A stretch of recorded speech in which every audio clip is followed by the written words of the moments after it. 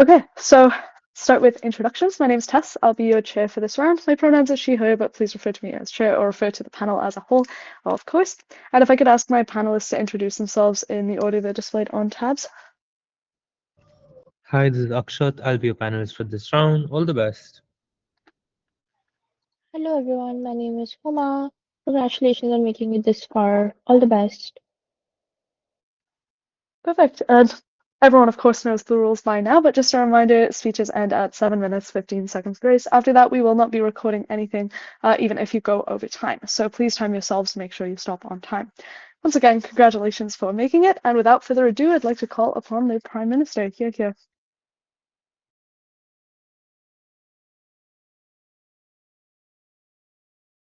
Yeah, just give me 20 seconds. Just give me 20 seconds.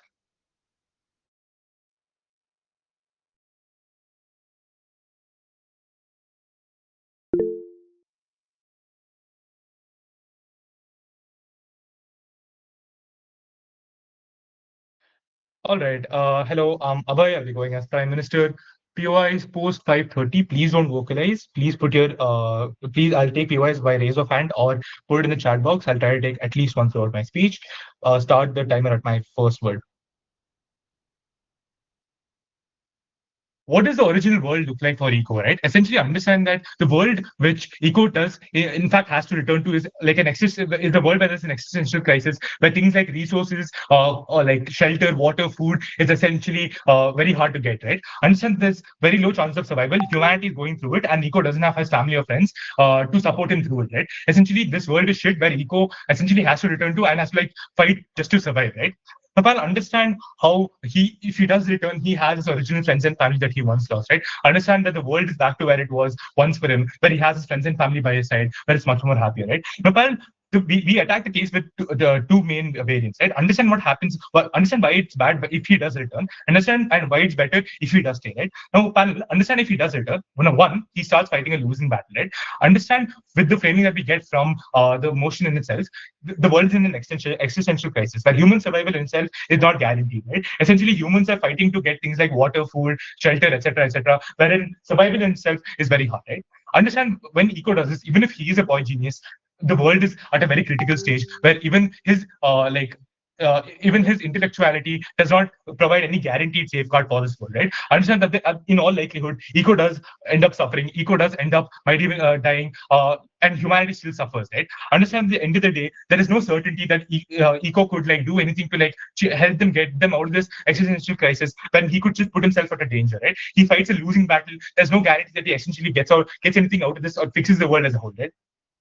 So essentially, understand that he's putting himself at risk. Whereas he could die, he could go through grave consequences. He could have gone back all for nothing, right? Even if he does want to fight, even if it's in his moral duty to fight, understand that at the end of the day, it's unnecessary risk for Ekko, and he's better off just to stay, right? Now, number two, understand that he's already gone through a lot of mental atrocities, and he's seen a lot of atrocities happen in front of him, right? Understand he's already lost a bunch of friends, and like he's lost a family. He sees people dying on a daily because the world is in an existential crisis, wherein humans are going through it every single day. The economy is fucked, society is fucked, people are suffering daily, right? Understand the mental impact this could have on a little boy, right? Understand that Ekko is not a grown adult wherein he can take in such mental atrocities, wherein he can cope with such harsh realities of the world. He's a fragile boy wherein even if he is smart, even if he is rational and he can understand things that are happening in the world, he's not strong enough to bear these mental atrocities. He's a boy that's gone through it like heavily, and wherein it's affected his mental health a lot. It essentially puts him into things like anxiety because he doesn't know if he can survive the next day, whether his friends and family will survive the next day, whether the people he loves truly dears, etc., will not. He's not sure that if they'll make it the next day. So this puts a lot of mental pressure, where it puts in a lot of anxiety, right? Panel number three, understand that because he's a boy genius, there's an immense pressure on Ekko now to somewhat get them out of this existential crisis, right? Understand that people look up to him as like the only solution, as the key to get out of this existential crisis, when he's the only individual that can make any sort of reform, when he's the only individual that can pull them out of this crisis, right? Understand why this is bad. As I've already framed, Ekko is a little boy, right? He's not an adult who can keep up with immense pressures, immense expectations on him. Ekko is a little boy who's still growing up, right? Essentially, this immense pressure on him cripples his mind, right? Essentially, there's a lot more pressure on him because of his intellect, because of him being a boy genius. It puts an immense amount of pressure on him, wherein he's essentially looked upon as a martyr, and people essentially want to use him, exploit him, and like there's no real connections for him because he's now a tool and a way for him to get out of this crisis. So now in this world, we essentially conclude that Ekko shouldn't stay because number one, he has no utility by staying. There's only bad things can come of it. Number two, there's a lot of mental pressure on him because number one, he's lost his family, friends, and now he's like the only individual because he's a martyr and he's the only individual that can pull them out of this crisis. There's immense pressure that cripples his mind. Number three, he just doesn't make any real connections because people just see him as a tool to get out of this crisis. People just want him for his genius, not for him being an individual, right? Understand the benefits of him staying. Number one, he has emotional betterment, right? Understand in this world, he can actually cherish the individuals that he's lost, right? Now in this world, he still has his family, friends, and have never gone through this atrocity that essentially put them in this crisis in the first place. He doesn't have to see humans dying every day. He doesn't have to struggle for food, water, resources, etc. Whereas he has his family with him, he has his friends with him. He's essentially back to the ideal world where he can grow up as a child, where he can live childhood as a whole again, right? So he's much more satisfied in this world because he has his friends, family, and even if he does have any sort of regret of like leaving that world behind, he has his friends and family to help him get through it, to take care of him through it, and to get through any mental pressure that he might have left back in this original world, right? Number two, he essentially has seen what the world is capable of. He's essentially seen what the atrocities that has happened in the world, and the world is going through an existential crisis. He essentially has now the capability to reform the real world, right? Essentially, he can make the current world much more crisis resilient, wherein essentially he can like form bases wherein the world doesn't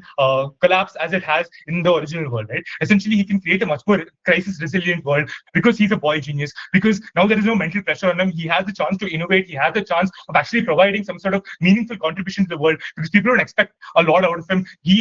As an individual, now is able to autonomize his intellect a lot better. He's able to use his intellect a lot better to make better innovations, better and provide better, more real world solutions to the problems that the world has, right? So essentially, he's a lot better off in this world, right? Panel understand that if he goes back, essentially you steal this world from having his boy genius, right? Essentially, this world is also now a lot more capable to get into this existential crisis, even if it hasn't in the first place, right? Now this original world, now this alternate reality that he lives becomes a lot more vulnerable and becomes a lot more more crisis vulnerable, right? Essentially, this world becomes a lot more vulnerable to things like attacks, etc., crisis, like existential crisis, etc., right? Number three, panel, he lives a much more satisfied life, right? He has more general utility by just staying. He doesn't have to fight for resources. He doesn't have to fight for water. He doesn't have to fight for food. He doesn't have to fight for survival every single day. He essentially now can live a more satisfied life, right? He essentially can live as a child now. Instead of being a martyr, he's now a child who can actually live his life, who can actually go do normal things like attend school. He's a normal individual and he doesn't have this existential pressure on him. He can actually be an accomplished individual and doesn't have this pressure from the society as a whole to save him, right? He can have a normal childhood, but on the flip side, he's only the martyr, and he's a boy who's got immense expectations on him. These expectations can cripple him. This can put him into anxiety, depression, etc. But on our side of the paradigm, he can actually live a more fulfilled life. Number three, he actually can cherish his family and friends a whole lot more, right? Now we understand because of the loss he's suffered in the other reality, wherein he's lost his friends, he's lost his family, he's lost the ones close to him. Now he understands to cherish his friends and family a lot more, right? He understands the value of his friends and family, wherein he can actually cherish them. He can actually understand what the contributions they have and can actually treat them better than if he had before, or like give them, cherish them more and make more memories with them as well, gives them more autonomy. For all these reasons, be proud of them. I would like to thank that speaker for their speech and call upon the leader of opposition. Here. Yeah, I'll just take 30.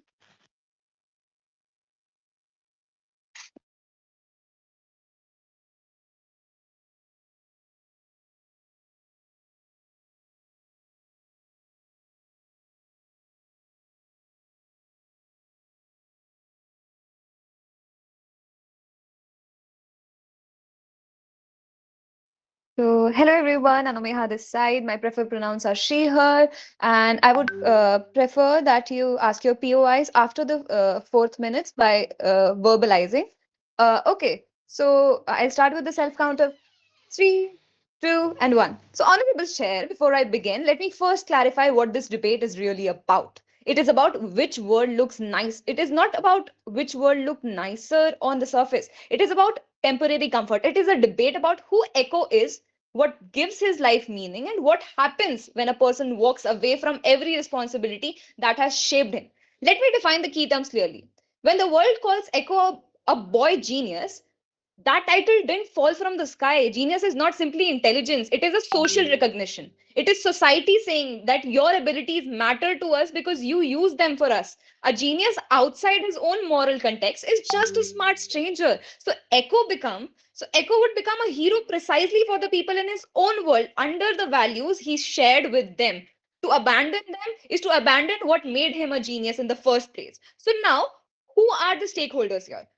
There is only one who matters directly, Echo, because this is a debate about whether he can live with the consequences of staying here and letting his original world fall apart. Now, let me explain what the government side defends. They want Echo to stay in the peaceful alternate reality. They want him to look away from the existential threat his people are facing. They want him to act like none of that history, none of those friendships, none of those sacrifices were ever real. So I find that deeply pessimistic because the entire goal of human societies has always been stability, survival, and community. So the very instinct that make us human is the instinct to protect our own people. Echo's friends, his loved ones, the ones who trusted him, they are not in his they are not in this new reality. So they are not safe. They are fighting a battle that could wipe them out forever. To tell him that, oh, forget them, enjoy this safety alone, is to turn this character into something hollow. And what of this peaceful alternate world? We hear this rosy picture from government, but let's face the reality. Peace is never permanent. No society, however prosperous today it is immune to conflict tomorrow. So what will Echo be here? A person who gave up the people who needed him most and now lives among people to whom he has no history, no loyalty, and no roots. That is not a utopia for Echo. This is actually a future of alienation, because where is the guarantee that the peaceful world that he is choosing to stay now will always remain peaceful? So in contrast, going back to his original world is not simply choosing struggle, it is choosing the life that built him, the people who shaped him, the values that gave him purpose. So people often say humans are greedy, what we think selfishly. If that is true, then the most instinctive human loyalty Echo will ever feel is to his own friends, because the ones dying in the world he left behind. That is where his emotional survival lies, and that is where his story begins. There is no version of Echo. There is no version of Echo's future in which he can sit peacefully in this alternate reality without one question haunting him. How many of them died because I didn't come back? That is a bound deeper than any physical danger he faces by returning. And that is the philosophy we are talking about, the philosophy of escapism, the psychology. So psychologically, even so, if we think psychologically, this would have a deeper wound on Echo himself. So the government wants you to choose comfort over character. We choose differently. We believe that meaning comes from responsibility, and being a hero isn't about being safe, it's about staying when others need you. And and, I'm, and we are not proposing that the whole meaning of Echo's life is being a hero, but it is what gives his life the meaning, what makes him that genius. His genius is where his world is, his genius is where his community is, and the community that decides that he is a genius. So I want to ask a simple moral question. If you know that your absence means the people you love die, can you really call staying a better world? Because Echo does not choose between life and death. He chooses between dignity and regret. He chooses whether he wakes up every morning able to respect the person he sees in the mirror. So everyone here, Echo is not meant to be a passenger in his own story. He is meant to fight for the future he believes in. His reality may be cruel, but it is where his loyalty, his identity, and his meaning exists. So on our side of the house, Echo would return, and not because it is easy, but because he could never live with himself if he didn't. Because house, uh, let's see what would happen. So the whole goal of human life is stability, as I stated, and the human is greedy by nature, and that is what is said. And if that is true, then that alternate reality, which if he chooses to stay, that would be more saddest for him. Because if if I conclude my speech, if where is the guarantee that the peaceful reality he is choosing to stay in would always stay peaceful? And when this peace is not guaranteed, additionally his people are also not there. So what would remain the goal of Ekko's life? A person is what makes a person a person? A human. His brain, his heart, and his emotions, and his feelings, and his rationality. Where does this rationality lie? This rationality lies where Ekko has a purpose. That is, and what provides purpose to a human being? Where he has his community. What creates a community for a person? The community is created where the person gets what he is tagged. Like, if Ekko is considered a genius, who makes him that genius? The society, because the society has moral ethics, and the person is considered genius when when the person is binded by these ethics and excels in those ethics. And that is why we would like to propose that no, uh, as this Ekko would return to his own world, but not because he could never live with him, because he could never live with himself if he didn't. So we are proud to oppose. Thank you so much. I would like to thank that speaker for their speech and call upon the Deputy Prime Minister. Here. Yeah, I'll take about 30 seconds and then I'll start my speech.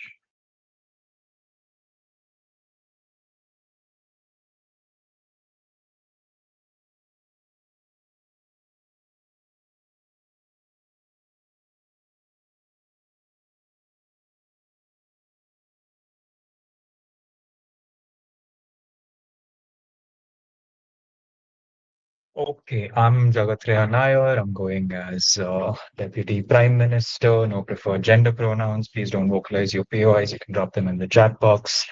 Um, Okay, I think with that, I'll start my speech in 3, 2, 1, and go. Okay, fine, panel. Let's firstly take away out of this debate, because now they're necessarily saying that he's only going to be a hero if he sacrifices himself. He's going to, like, go through an immense amount of guilt, and, like, he's going to, like, essentially never be able to move on in our paradigm, and he's only going to be able to move on over there because there's, like, an inherent burden on him to, like, fix things and, like, make reforms that actually fixes their world, right? Mop is trying to, like, push this thing that Ekko has to, like, do this, and he has a moral obligation because he has some sort of servitude, right? But they don't necessarily tell me what the servitude looks like, who he owes it to, who, like, he has this duty of, like, changing everything to, right? Let's understand that just because some sort of, like, society has pushed it onto him that, he has this obligation to do something for his world, it doesn't mean that he necessarily has to abide by it, right? Remember, this comes out in our framing, not even in oppositions, right?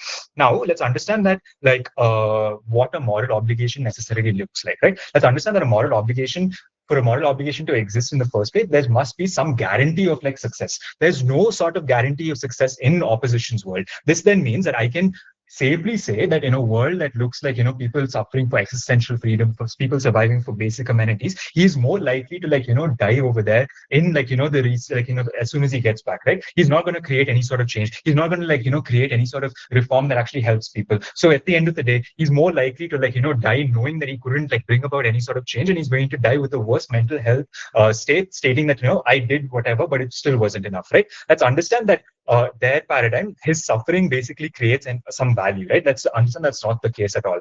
Let's understand that he's more likely to do something in our paradigm. He's more likely to, like, channelize those feelings of guilt, regret, and rage into something more productive. His mental health is going to be symmetric on both sides, wherein, like, he's going to face immense rage, immense torture, psychological torture, but it's better on our end. Why is it better on our end? Because in our paradigm, he's more likely to process his grief. He's more likely to move forward as he builds a more stable life, which only exists in our paradigm, right? This means that now, like, because he has a more healthy and a stable environment, he's more likely to, like, channelize all of those feelings of guilt and, like, regret into something that can actually be beneficial for this alternate world, something that, like, he's more likely to preempt, like, chaos that might come up in the future. He's more likely to, like, make sure that nothing like this that happened in his world will not happen in our paradigm, right? His legacy will be that like he makes sure that no one will ever be able to like suffer how his family and his friends did in his old world, right? Let's understand that because he has this knowledge, because he has this genius categories assigned to him, he's more likely to like use his knowledge to make sure that his world is like not the same as his old world, right? Also, like to elaborate on more points, let's understand how his return to his original world would be negative for his alternate universe, right?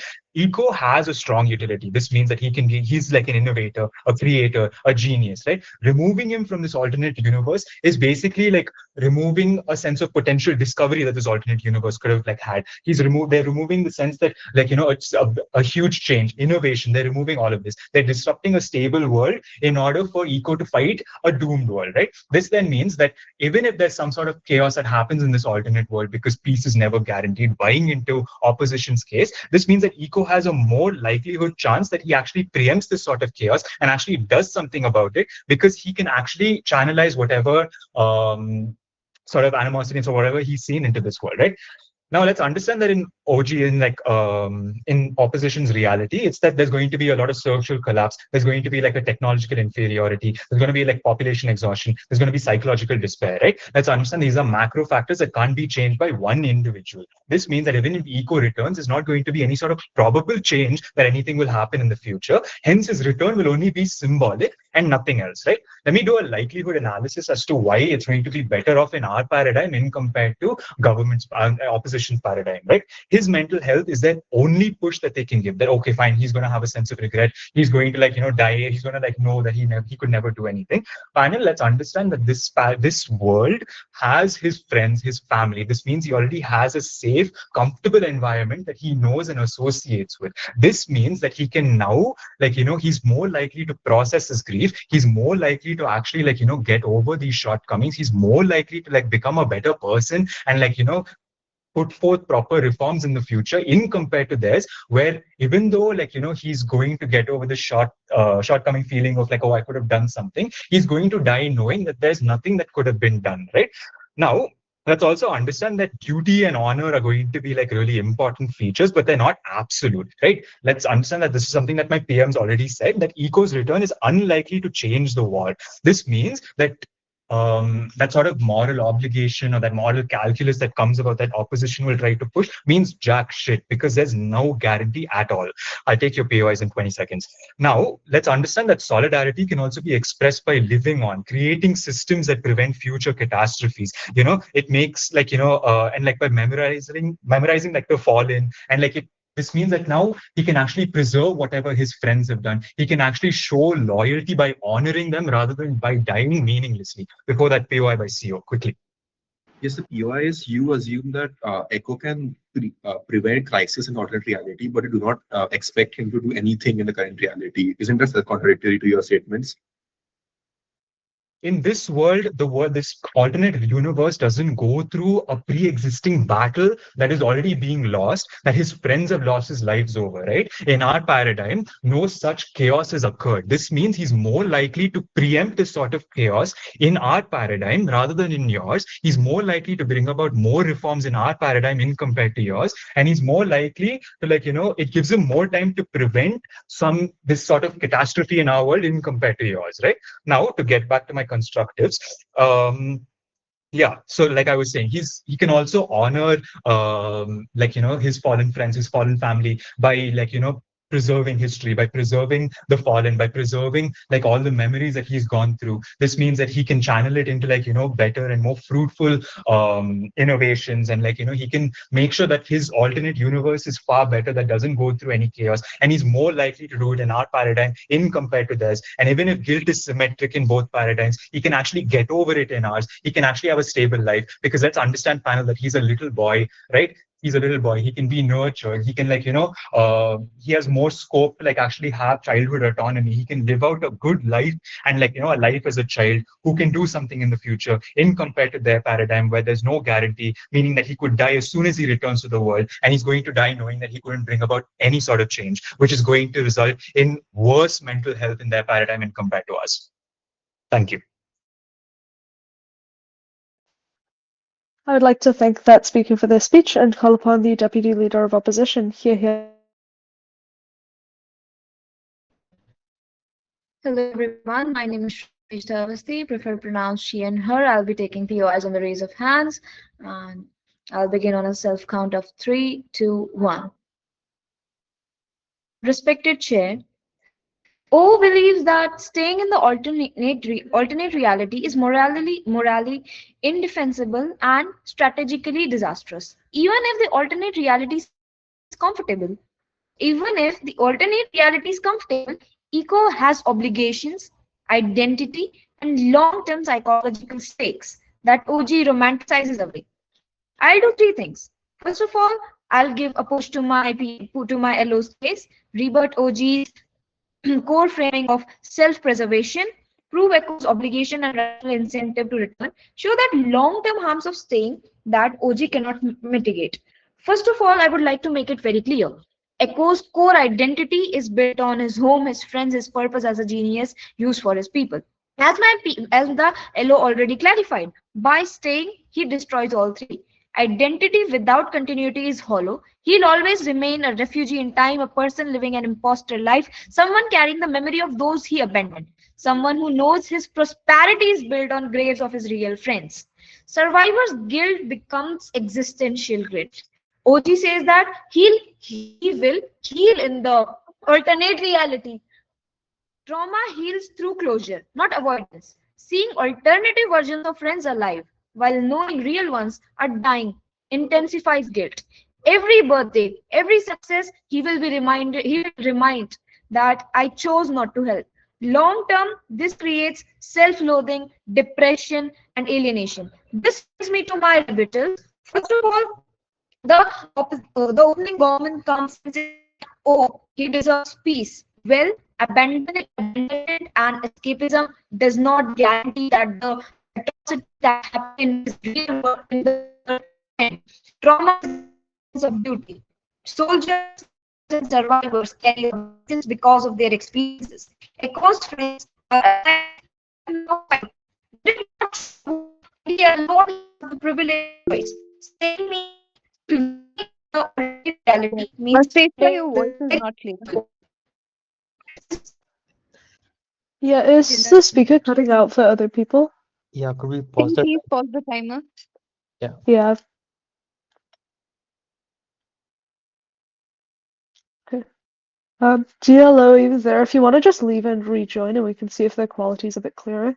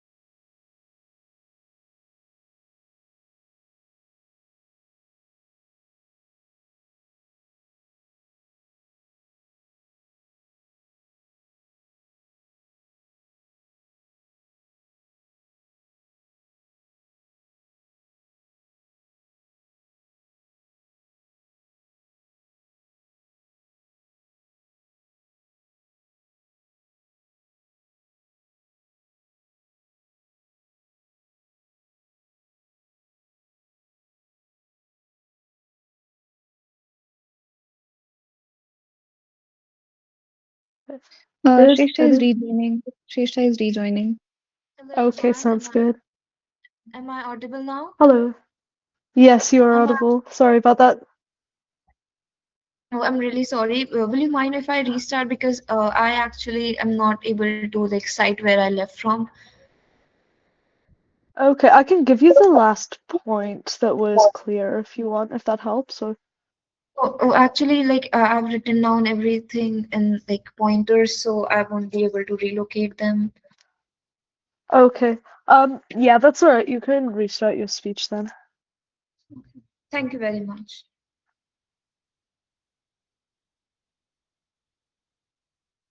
Hello everyone, my name is Shreshtha Awasthi and I'll begin on a self count of 3, 2, 1. Madam Speaker, the opening opposition believes that staying in the alternate reality is morally indefensible and strategically disastrous. Even if the alternate reality is comfortable, Ekko has obligations, identity, and long-term psychological stakes that OG romanticizes away. I'll do three things. First of all, extend my LO's case, rebut OG's core framing of self-preservation, prove Ekko's obligations and rational incentive to return, show the long-term harms of staying that OG cannot mitigate. First of all, as the Hello already remarked very well, I would like to extend it further. Ekko's core identity is built on his home, his people, his purpose as a genius used for his people. By staying, he destroys all three. Identity without continuity is hollow. He'll always remain a refugee in time, a person living an imposter life, someone carrying the memory of those he abandoned, someone who knows his prosperity is built on the graves of his real friends. This is not happiness. This is permanent cognitive dissonance. Survivor's guilt becomes existential guilt. The opening government says he will heal in the alternate reality. But the opposition argues trauma heals through closure, not avoidance.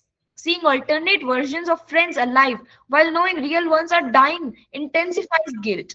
Every birthday, every success, every kind of new opportunity, he will be reminded, I chose not to help. Long term, this creates self loathing, depression, and alienation. This brings me to my rebuttals. First of all, the government claims that he deserves peace and duty is morally good but not necessary. Well, trauma is not the absence of duty. Soldiers, leaders, and survivors carry obligations because of their experiences. Ekko's friends are alive right now, fighting. They did not choose the war, and he alone has the privilege of choice. Staying means staying means abandoning the very people whose sacrifices helped him. This is not self-care. This is moral abandonment. The government comes forward and says that even though he's a genius, but he's a single person. What can he actually change in his real world? But this is factually untrue in the info slide. If he were a genius, but just a person, why the info slide even mentioned that he's a genius? Genius boy means strategic value. In universe like this, knowledge, inventions, and foresight swings wars. His absence is not neutral.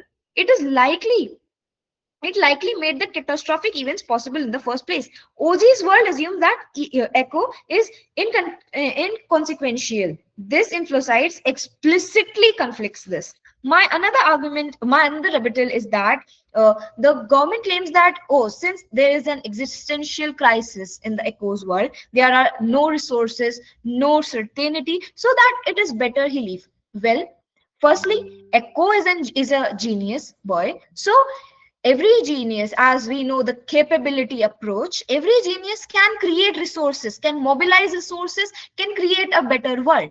It is not true in the real world context as well. If we see in the practical world today, there are many countries where people face existential crisis, where people are resource deficit. What do? They try to survive, they choose to fight, they choose to develop resources, not to run away like cowards. And this is what we are trying to convey here. The government also claims that that alternative Ekko deserves his life too. Well, the version of prosperity exists because Ekko's events that require Ekko never occurred. Ekko's consciousness is not native here. He disrupts existing relationships and social bonds. The alternative world has its own Ekko trajectory that he's overwriting. Yes, I'm ready to take the POIs. My question Yeah, is, mental health is worse even on your world because of the fact that he goes back to a world where his friends are dead. So he will have the regret of the utopia where he could have spent his life with his friends who were still alive. Now he has to cope with twice as much loss and he has no support to cope. Please engage. But look at the comparative analysis.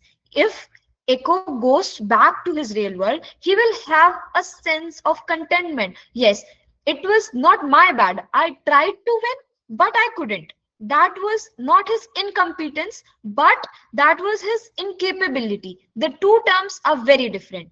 But if he does not return and stays, he will have the guilt that I chose not to return. And the whole debate is about choice. Now that brings me to my constructives. First of all, why Ekko has binding obligation to return? This is not about generic hero duty. This is about non-transferable identity defining obligations. Ekko owes his people because they created him. His genius, education, upbringing, emotional development, all were shaped by the people in his original world who invested in him.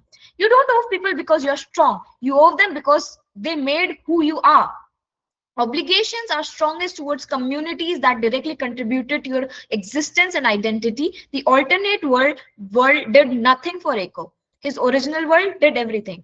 Thus, returning is repayment of debt. Secondly, Ekko has a responsibility not to be complicit in mass death. If Ekko stays, the following chain of events is true. Friends die, his society collapses. This happens while he could have helped. When you have a unique capacity to prevent harm, inaction is equal to complicity. This is direct contravention of moral baseline ethics. Even under the weakest moral framework, that is utilitarian or communitarian, Ekko must return. Then, I would like to make it very clear again that we have a long-term well-being. Why why staying permanently harms Ekko's mind, identity, and happiness? First of all, he will never truly belong to that place. Ekko has different memories, different traumas, different history, different relationships, different emotional anchors. Everyone here loves a version of Ekko he is not actually. This creates a permanent sense of alienation. They love Ekko, but not me, and the me is the real Ekko.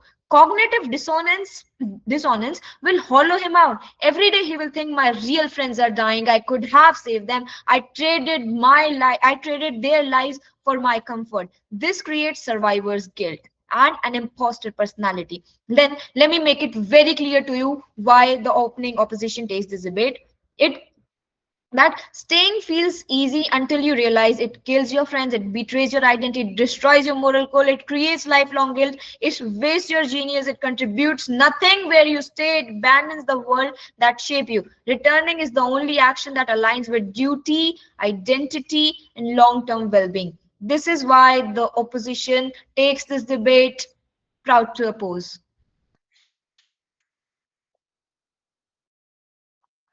I would like to thank that speaker for that speech and call upon the member of government here.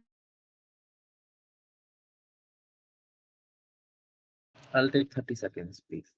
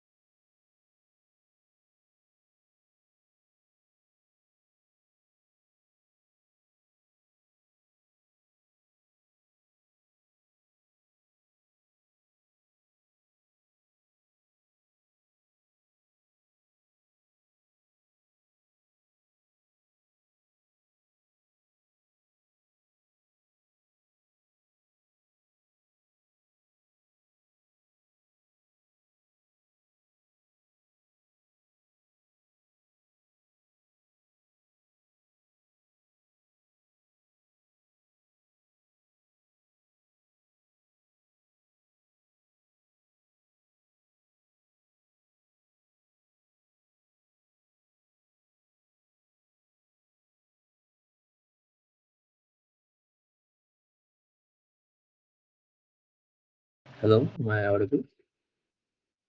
Yes, you are. Okay. I'll take POIs. Please raise hands. And yeah, that's it. My name is Yashvardhan. I'll start my speech in 3, 2, 1. The very first contention that I want to place against OO is that they want to go ahead and tell you that the idea of boy genius is something that society places upon you. The idea of who you are as a genius is another title that society will give you. But that is not true, right? It is not simply an ascribed title. Being a genius means that it is something innate to Ekko. Ekko is brilliant because he is brilliant, because he can do things that other people cannot do. That is why he's being called genius in the first place. It's not simply something that society tells him to do. It's not simply something that society makes him. Being a genius is something that is innate, intrinsic to Ekko. This is his internal identity. This is his who he is. He's a genius because he can do things that he makes him smart. Secondly, what is the problem with opposition argument? Opposition argument then goes on to say that because there is this idea that society has shaped you, has formed you, this is their grounding identity. This is their grounding idea, right? That society has shaped you, your community made you, your people, you owe your people because they made you who you are. You must go back. What they're missing in this debate is Ekko is not bound by these moral codes, right?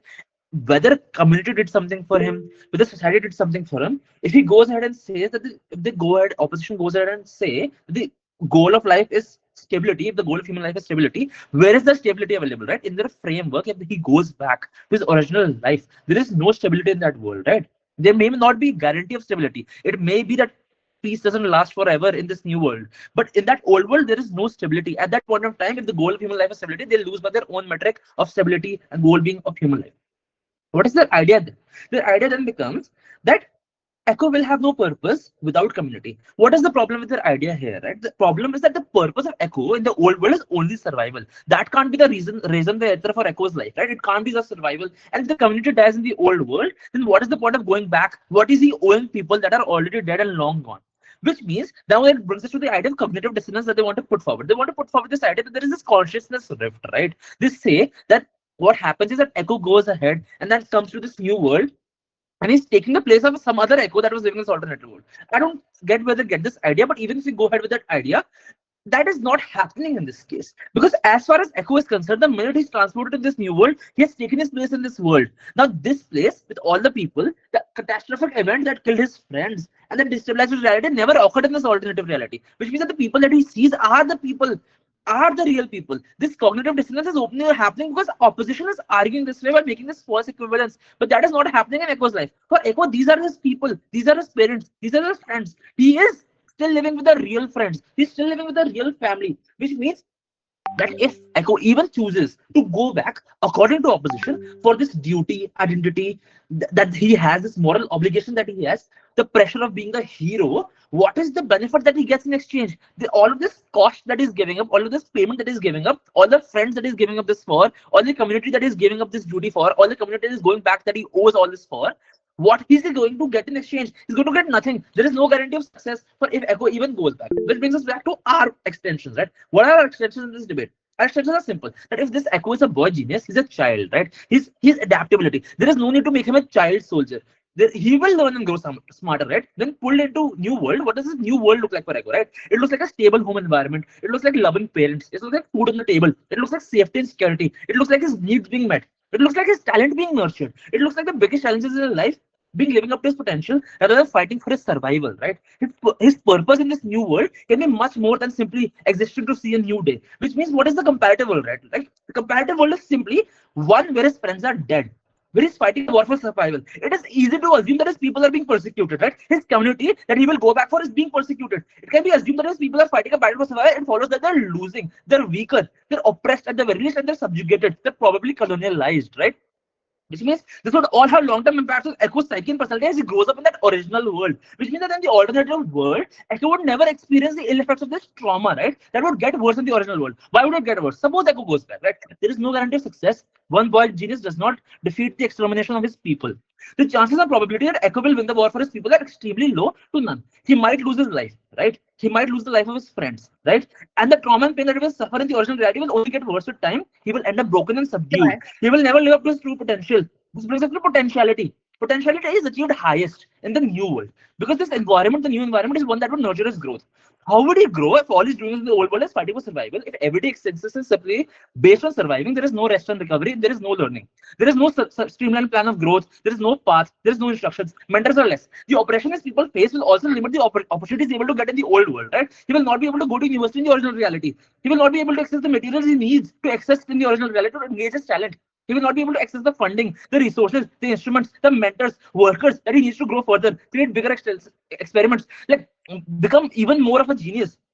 from Ekko's perspective, who we know as a boy genius, the original reality is very dull. And he understands that a boy genius is not bound by these outdated notions of morality and duty. What does he lose by going back to the original reality? Nothing really, right? Like if he goes back to the original reality, he loses everything. If he doesn't go back, he loses nothing. The minute this one-time offer expires, Ekko can go back to living his life peacefully in this new reality. The Infoslide clearly tells you that this new reality is peaceful, is prosperous, which means that the cost of going back is simply not worth what the actor loses out in the new reality, right? In terms of happiness, support system, potentiality, which is the biggest impact that we are giving in this debate, Ekko can only benefit in the new reality, which is the pain of, now we weigh the pain of regret of not choosing to go back versus the pain of actually having to live there. Why? Okay, I'll take that POI. Please go ahead. Okay, so I hope you realize that nowhere in the info slide it is stated that Ekko is a child. Okay, so my question to you is very simple. Who gives recognition to what is intrinsic to you that makes you realize that what is intrinsic to you? I don't know where boy genius doesn't equate to being a child, but if it's said that Ekko is a boy genius, Ekko is a child. Furthermore, recognition of being a genius comes from intrinsic. When you say somebody's a prodigy, you don't say that because there's somebody who's very not talented at all. A prodigy means, a genius means that they're talented, that they're smart, which means the pain of regret of not choosing to go back is not that high, right? Because when you actually have to live there, you don't get to experience your true potential, which is why we're better than OG. Why are we better than OG? Because OG gives you this debate where they're focusing on how this new world is not benefited by the fact that you have to go back, which means this is not important in the debate because this is an actor motion. What is best for Ekko? For best for Ekko is to live in this new world, because when Ekko lives in this new world, he can actually focus on uplifting his community. He can actually focus on like living here, becoming smarter, doing more experiments, getting more research grants, like his new world is much better. And the pain of no regret of not choosing is what? His friends and family, the only people that a child knows, is only like are dead in the old reality. Which means his closest friends, his family is alive in the new reality. He is alive in the new reality. He is a much better home environment. He's a much better stable educational environment. He's a much better research environment, scientific environment. He's able to grow his genius more. For Ekko, the actor, the best reality is the new reality. That is why he chooses to stay here. Vote CG. I would like to thank the speaker for that speech and call upon the member of opposition. Hear, hear. Good evening, everyone. I hope I'm clearly audible. This is Aditya Singh. I am the member of the opposition. I'll be taking POIs after the 5th minute. Please do a raise of hand or type in the chat box. Please do not verbalize a badger. I will be starting at a self count of 3, 2, 1. So panel, I would like to do a bit of characterization for the timer isn't on. Okay, wait, like let's start it. Let's reset it. Okay, I'll start at a self count of 3, 3, 2, 1. So panel, I'll do a bit of characterization, which the all the benches currently missed, which is first of all, we have to make sure that the context slide reads that only some of his friends have died, which means that his other family and friends are still alive in the original reality. Secondly, it is not explicitly mentioned that it is a losing battle, but we would be a little charitable to the opposition, to the government, and let's say maybe it's a losing battle, and maybe Ekko can't do much, or the people can't do much, right? But it is no explicitly written that it is a losing battle. Thirdly, nobody talks about why Ekko wants something over the other things, because Ekko is the actor here, and we have the actor motion, and Ekko is the only stakeholder here because he's the actor in the actor motion. So think about it, right? It is very likely that Ekko would probably leave all stability, all peace in his life for one last hug with his family, or one last embrace with his mother, or one last embrace with his friends. He would probably leave all that behind, right? It is what most of the people would do. And if you're thinking Ekko is probably like most of the people, then it will probably happen. Right. What we also need to keep in mind that Ekko is very smart, right? And I think that intelligence would translate to both, let's say, like proper IQ intelligence, probably emotional understanding and moral understanding of the world.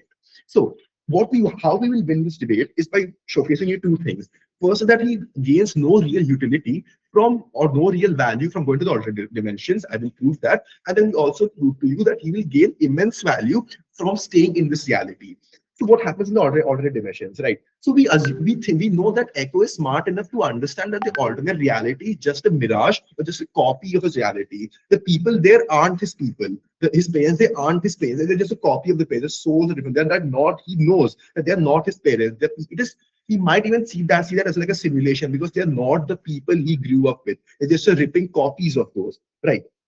So it will be, since he's really smart and he's really observant and he's really aware, it would be really difficult for a person like that who knows he's living in some sort of mirage. He would not let himself get into a delusion. So he will probably not have any real connections. So the point that the government brings, that he'll have connections, he'll have attachments, that gets diluted to a huge extent because he knows, because he's smart enough to know that he will never have any real connections, because those are not the people of his world. Those are some different people, right? So he'll probably not have very good real relations. Secondly, if we go to a bit more extent, right, we need to be a bit more charitable to the opposition who contradicted themselves, thinking that he will, let's say, make innovations, right?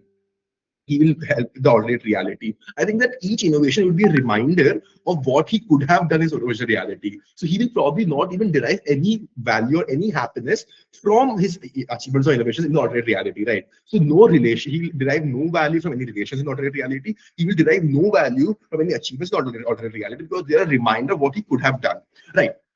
Now, since the opening comment comes and makes the case that he could have done preventive measures in the, let's say, alternate reality, which means he probably has the ability, right? So even though we are being charitable, even though he will not save this current reality, but he knows he has the ability to do so. And I think his moral compass, then, if he knows he has the ability to do so, his moral compass won't really let him go back to the reality, right? He because he can do something, right? Which brings me to our next point, that how much value he will derive in his original reality, right? So let's get a bit philosophical here, right? Let's see what meaning he derives from the meaning in the fighting and meaning in the suffering, right? So for that, we need to see there's something about camaraderie, something about solidarity with being with another. I like to specify again that only some of his friends passed away. A majority chunk of people he grew up with, people who took care of him, his parents, his family, are still there. And he wants solidarity with them, he wants camaraderie with them. He will find meaning in fighting together as a single unit against resistance, right? And it is probably not a losing battle, but even if it is, they're fighting together, they're sharing actions together, they are doing things together, they are a family, they are a group, right? He will find meaning in it. He will find meaning in the crisis because they are together, right? This particular meaning is nowhere, right? Because he derives no value or no like very great impactful value from the alternate reality. But here he has meaning, right? Then if you think about the ability to help, so he's a known boy genius, so means he has certain abilities. We are not saying he'll be a hero, we are not saying that he'll be a savior, but he knows that he has certain abilities. Now the thought of having ability, the thought of you can be resourceful, and the you being resourceful brings you respect from the people you love and care about, that brings immense value to a person, right? Because you know you can do something that will help even a little, that will like elevate the suffering to a little, and you will gain respect, you will gain love from that, from your loved ones. You can help your loved ones. That brings immense value. And that is what we push in this motion, that he brings immense value to his people, right? Then, uh, then moving on. So like the idea of being together till the last moment also creates more value. As I said earlier in this speech, the idea of one last embrace with the family, the idea of one last hug from your mother will probably outweigh the idea of a very peaceful life elsewhere, because you do not want to leave out your people in the last moment. So even if they perish, even if they suffer, which is not certain because it is not a losing battle according to the contest, but even if they suffer, even if they perish, they will have a sense of togetherness, a sense of love. The love will peak in the suffering, because they know they care so much for each other. He has sacrificed everything. So which brings me to the next one, the meaning he finds in sacrifice, right? So like even if it's a losing battle, even he's sacrificing himself for his loved ones. They're sacrificing each other for each other. They're fighting together, right? So that brings more respect onto it. That is a legacy, that is camaraderie, that is solidarity, right? So it creates immense value, because you're getting value from the people you care and love about. That is okay, I take the POI. Ekko is a boy genius. Existential battle for survival means a losing battle. If everybody dies, he is not suicidal. Why will he go back and die with everybody he loves? It's not about being suicidal. It's about being with the people you love to the last moment, right? If your mother is dying, you'll probably go all the way around the world to reach your mother, to be with her, right? You'll probably not leave behind because you have a comfy life on the other side of the world, right? In similar manner, right? So he will derive meaning from all these. He will derive meaning from his attempt to save lives, right? We know he's a botanist, we know his potential, but we're not being certain, we are being charitable to the government, that he's not that powerful. But his attempt to save lives will give his meaning, because he has a conscience, he has a moral compass, he has loved ones, right? So I'd like to wrap my case there. First of all, what we have proved, We have proved that he is no true real value from alternate reality because he's smart enough to know that it is a mirage. He has no real connection, and all his achievements are a reminder that what he could have done is original reality, right? So there's no value. From what we have proved elsewhere is that he derives great meaning from actually suffering too, right? So we want to specify again, it's like there's not certain that will use, but the hope that you can win, the hope that you will stay together, the solidarity provides immense meaning to an individual because he loves them. His loved ones are still there, right? So he gains more value in all circumstances in our paradigm. And to rest my case, they're proud to oppose. I would like to thank that speaker for this speech and call upon the government whip here. Just 15 seconds.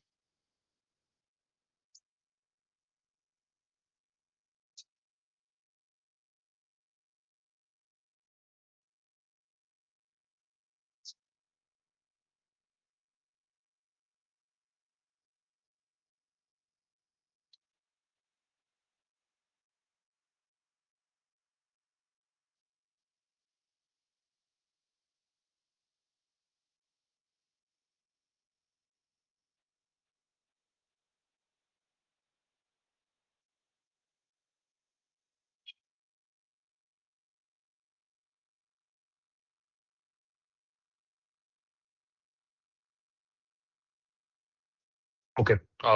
Shivansh Singh, closing government whip, think my speech in three, two, one. Well, first of all, we have to clarify the conflict of interest that is in this debate. That is the purpose of life and the identity of the Ekko. Second, future of the world in the both alternative universes. Third, stability and mental health of Ekko. Now, the opening half talked about these issues in which the opening opposition said that his purpose of life and identity is brought by the obligations and duty that is being presented by the social concept that is there on him because the society has made him educate and made him upbringing. Now, this is a motion that is actor's motion. We have to think about the incentive that is being thinking about. Now, they are talking about the identity. First, they give him the identity of a genius boy. Then, second, they are giving him the identity of being a tool to just to get out the war. Now, second, future of the world. In the alternate universe, we are sure and there is a certainty that the alternative world will be better for him for the future aspect and the potential that he carries around. But in the aspect of the reality of the world, which is the original world where there is a crisis and the and a war going on, there is no aspect of potential and future aspect which should be an incentive to the actors. That is Echo. Third, stability and mental health. Now they are talking about that if the person stays over in the alternate universe, he will feel the sense of guilty mind and he will feel that he is leaving behind his people. Now, same goes for the implication if he goes back to there. Because there is no certainty of him going back and winning the war by his own. He may be a helpful manner into stopping the war, but there is no certainty. What if he loses over there and dies at the immediate cost? He will then have the fear of missing the alternative life and missing the whole world that he could live with his family and friends over there. Now, we are talking about the issue that is future of Echo as an actor in the both of the world and how his incentive are being looking upon. Now they are saying that there will be a guilty of mind if he stays in the alternate universe. Or however, this guilty of mind, his dignity has already been so degraded by the war that has been affected him so traumatically that he has saw his friends and family die over there. That made his trauma more adverse. So if he goes back over there and which the closing opposition said that the friends and family are still over there and he should go back to there to make a solidarity and camaraderie. This will also become more adverse, because then he goes back and cannot help them, because there is no certainty of him being the person as a heroic person and helping them and getting it out of the world. And if he fails to do that, he will get more traumatized, and the future aspect of the future incentive of the actor will be such in a bad way that he will think that he was a loser and he didn't get the opportunity that he might get into the alternate universe. Now, I'm going to compare the world between alternate universe and the original world, in which how the incentive of the actor is being treated over here and how he can get the most benefit out of the worlds in the actor's motion. Now, first of all, there is a stability of life. Now we are talking about the goals that a person needs to have in his life. That is stability, potential, future. And Ekko is a new child. He is going to live in a new world which is going to be stable, safe, and which will be potentially be capable enough to held his geniusness that he's carrying to develop the new alternate world into better perspective. Now, the friends will be there, the family will be there, and he will not face the trauma that he has faced, that is by losing his friends. They are going to say that the alternate world is family and friends are not the real persons that he lost in the original world. This is not true, because the alternative world has the same people over there, have the same identity, have the same memories with the child. They might do not have faced the war in related to it, but they still know how Ekko was as an individual, how Ekko was an identity. So there will be some resemblance of the relation that is there. Because if a parent sees his child in the alternate universe, and they will think that Ekko is the person who is his child, and there is some relationship. Now you are going to say Ekko will think that they are not the real people because he left them. Ekko is a child. He need to get under guidance. He need to have some intensive incentive and some guidance under which he can upbring himself. He can lead his life into better perspective. Now, second, the extension that I want to put, the potentiality of the future that is there, in which the alternative world is there with a stable life and a stable and a stable resources that can be provided. But in the comparison, in the original world, his main incentive will be to survive. But here, his main incentive will be to potentiality, future aspect, and these both things is well enough incentive for the actors. So you're talking about the for the moral obligation and the societal pressure that you are saying over there is a very bad image on the Ekko, because it's going to make him more pressurized and more traumatic, because he will think that he's a hero in the original world, and if he fails to do that, his future life will be get more degraded, and he will face the thing that is called mental trauma, which is not true over here. The pain of not going back is subsidized by the potential that he can give to the world that is alternative universe. Yeah, PY.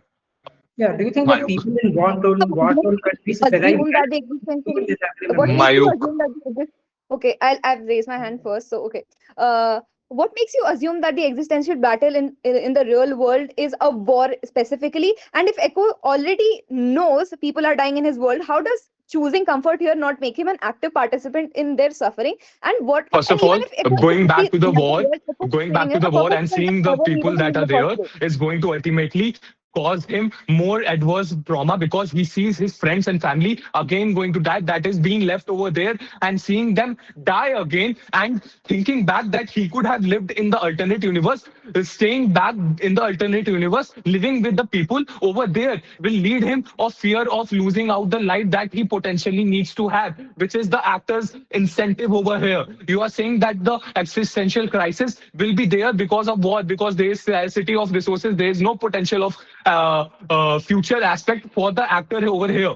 Now, coming to the weighing of the argument, in which the purpose of the life and identity will be much more higher in our scenario and the alternate world scenario, because then he will have the stability and he will have the resources to get the most out of the identity that he's already got, that is GSness, but also get the usefulness of it. Second, the future of the world will be more secure in the alternate universe. So proudly.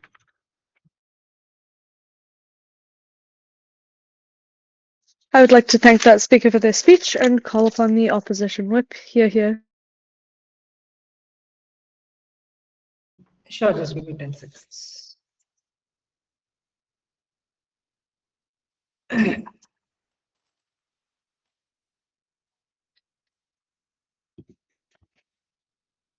Okay. Yeah, I hope I'm audible. Yes, This you is are. cool. Thank you. This is I hope, yeah, cool. This is Mayukh going as opposition with PRs in the chat or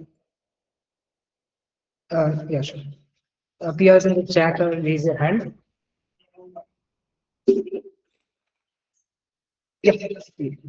Starting in 3, 2, 1. A strategy to win this debate was simple, right? We told you we will take on a very charitable extension. We'll tell you that even if you don't win the war, even if you lose the war, if you suffer with your loved ones, that still provides value. That still provides more value than the utility that both of the government house impose on the state.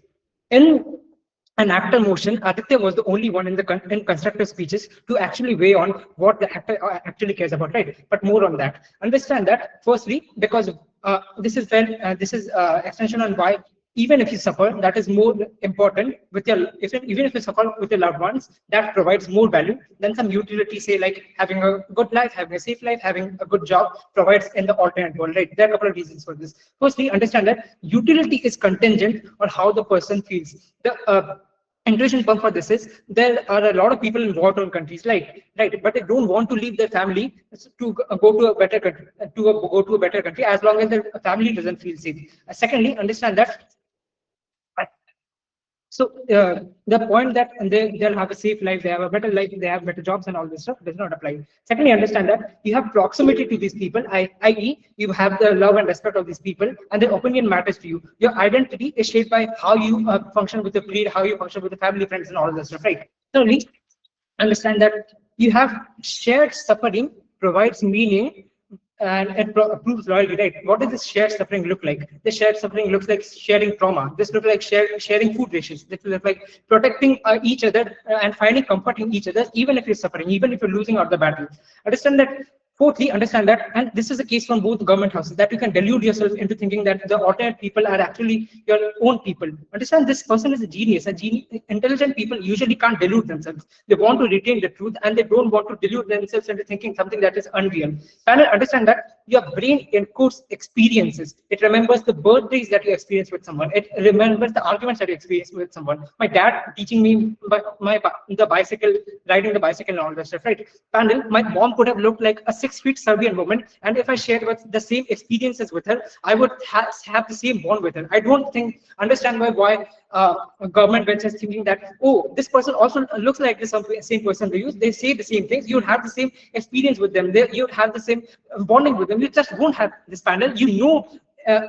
Epistemically that you don't have the same experiences with them. But I'll take the PR from OG. In your world, the regret is going to consume him of not staying in this utopia. Here, he can just redo the same life. He only has to cope with the mental pain, and it's easier to cope because his friends and family are still alive. Even if they're not the same friends and family, they're more familiar because they're essentially the same individuals. Familiarity can be built. Please engage.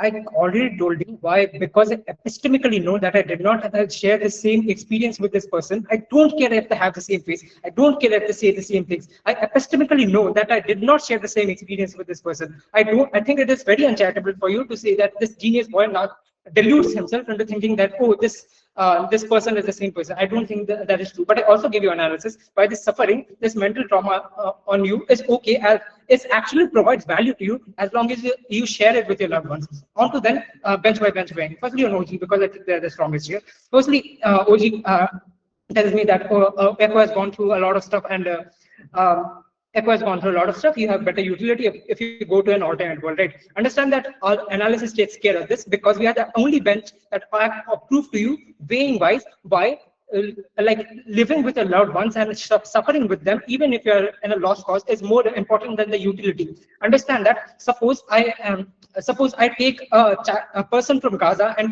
tell them that I'm going to shift you to Sweden. I'm going to shift you to a family that thinks that they're their own family. Most people would not want that because they want to suffer with their family and actually live through the suffering and share their suffering with their loved ones. I think understand that people routinely give up their lives for a cause and for a war or something like that, right? And even if a lot of people who I will not take any PRs now, and even if they leave with their family, I don't understand why government thinks that they are completely fine with leaving the family.